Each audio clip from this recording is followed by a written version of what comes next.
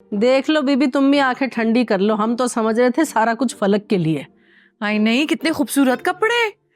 मिताब भाजी, जुबैदा भाभी पे तो बहुत सजेंगे, बहुत खूबसूरत है माशाल्लाह। वैसे मिताब भाजी, आपको एक मशवरा दूं, आपने ना फलक को बहुत बड़ा सा सेट देना है, जो उसके ससुराल वालों को लग पता जाए कि इकलौती बच्ची है हमारी, सबसे प्यारी, कि उसके घर वालों ने उसको कुछ दिया है।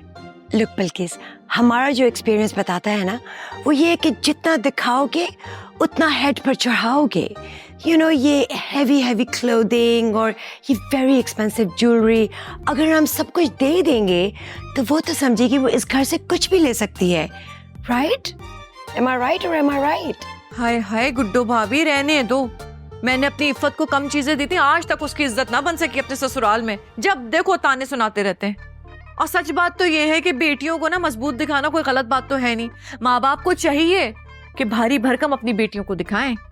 बस क्या बताऊं आप लोगों को, कितना दिल कुड़ता है मेरा अपनी इफ्फत के लिए।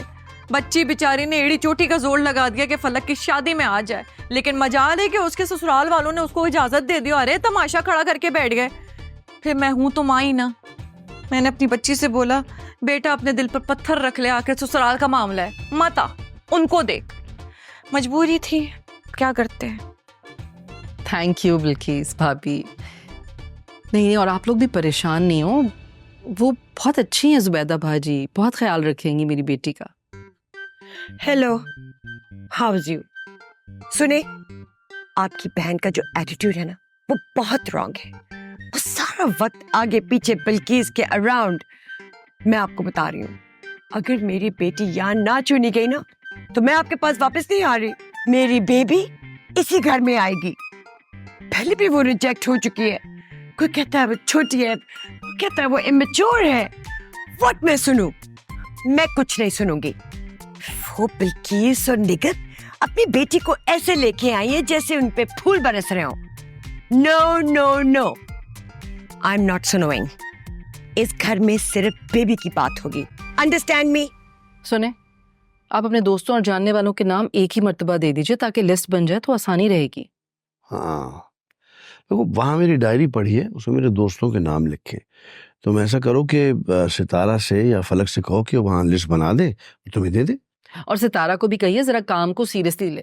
अब हर वक्त फलक के साथ या मेरी भतीजियों के साथ घूमती फिरेगी तो चांद को कब मौका मिलेगा भला कि वो उन तीनों में से किसी एक को सेलेक्ट करे। हर वक्त चांद के आगे पीछे घूमती रहती है, हद ही हो गई। मतलब क्या कहूँ उससे कि किचन से बाहर ना निकले? बात को घुमाना है तो और क्या कहूं। सीधी सी बात है कि चांद के आसपास ना घूमे, और कोई मसला नहीं है। यार देखो मेरी बात सुनो, जिस तरह तुम्हारे भाई की बेटियां आपस में कजन्स हैं ना, तो सितारा भी तो उनकी पुप्पी की बेटी है।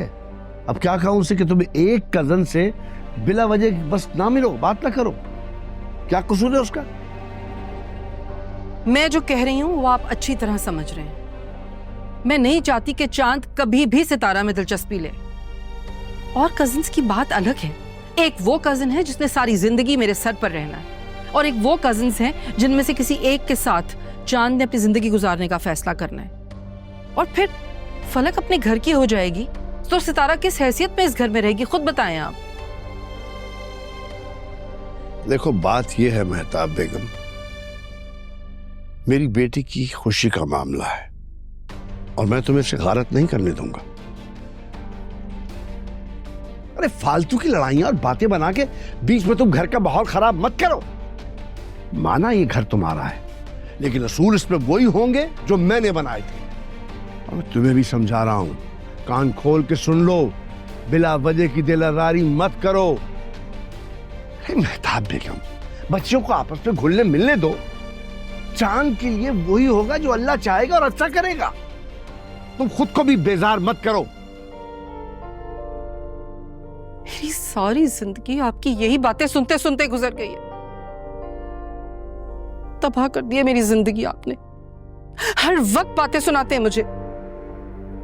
लेकिन इस बार मैं भी आपको एक बात बता रही हूं कि इस घर में मेरे भाइयों में से ही किसी की बेटी बहू बनकर आएगी। इससे आगे तो कोई बात बचती ही नहीं है। मैं नहीं चाहती कि मेरे भाई मुझसे कोई बात पूछे या जवाब मांगे तो उन्हें मायूसी हो। और मैं देख रही हूं चांद को भी किस तरह सितारा के आगे पीछे घूम रहा है। बाकी बच्चियों को तो वो इस तरह से ट्रीट कर रहे हैं जैसे वो उसकी कुछ लगती ही ना हो। तुमने जो जिससे कहना है ना तुम कहो, मैं अब इस सिलसिले में कोई बात नहीं करूंगा। समझ आई तुम्हें?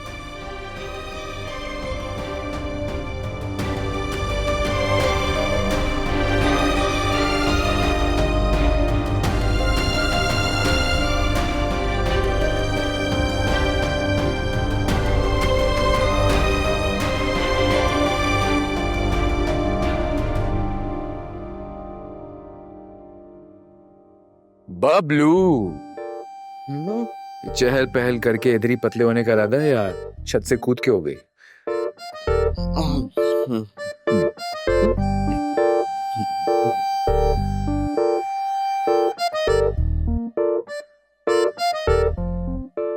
इससे पहले मेरे कैरेक्टर में बात उठे, मैं इनकी शिकायत लगा देता हूँ। I'm sorry बबलू के लिए। वैसे तो काफी चिचोरे हैं इस दुनिया में, लेकिन बबलू जैसा कोई नहीं। उसी तरह लड़कियां तो बहुत है इस दुनिया में, पर आप जैसा वाकई कोई नहीं। जिंदगी में सिर्फ हुस्न जरूरी नहीं होता, किस्मत भी जरूरी होती है। किस्मत भी तो उन्हीं पे मेहरबान होती है ना, जो उनकी कदर करते हैं। मुझे लगता है आजकल आपके पास कोई और काम नहीं है, सिर्फ एक ही काम है, दूसरों की किस्मत और हुस्न के ऊपर लेक्चर देना।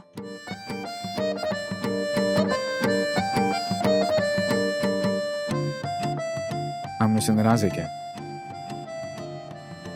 नाराज? और मैं नहीं, मुझे इस किस्म के कोई ऐसे हकूक नहीं है, और ना ही मैं कोई ऐसी गलतफहमी पालना चाहती हूँ। मेरी इस घर में क्या हैसियत है मैं अच्छी तरह जानती हूँ। हैसियत हैसियत हैसियत क्या? इस घर में आप एक इंसान से कमतर नहीं है। क्यों अपने आप को ऐसे कमतर समझती हैं? जो लोग अपनी कदर खुद नहीं करते ना, लोग उन्हें रोंद के चले जाते हैं।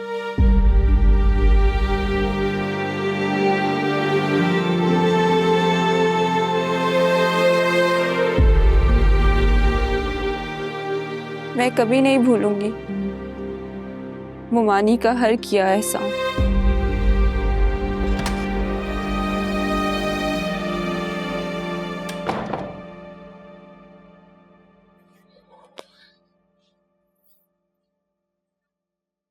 माँ, ओ माँ, अम्मा उठ जाओ।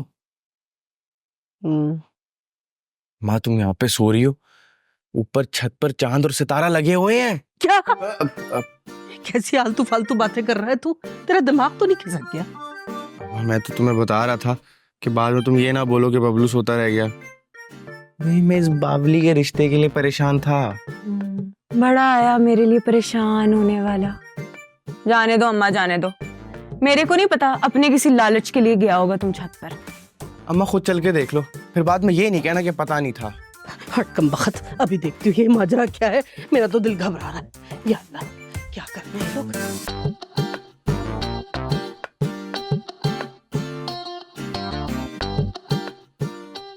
हैं दोनों हैं, खड़े भी हैं।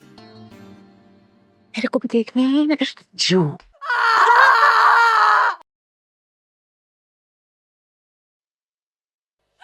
मुमानी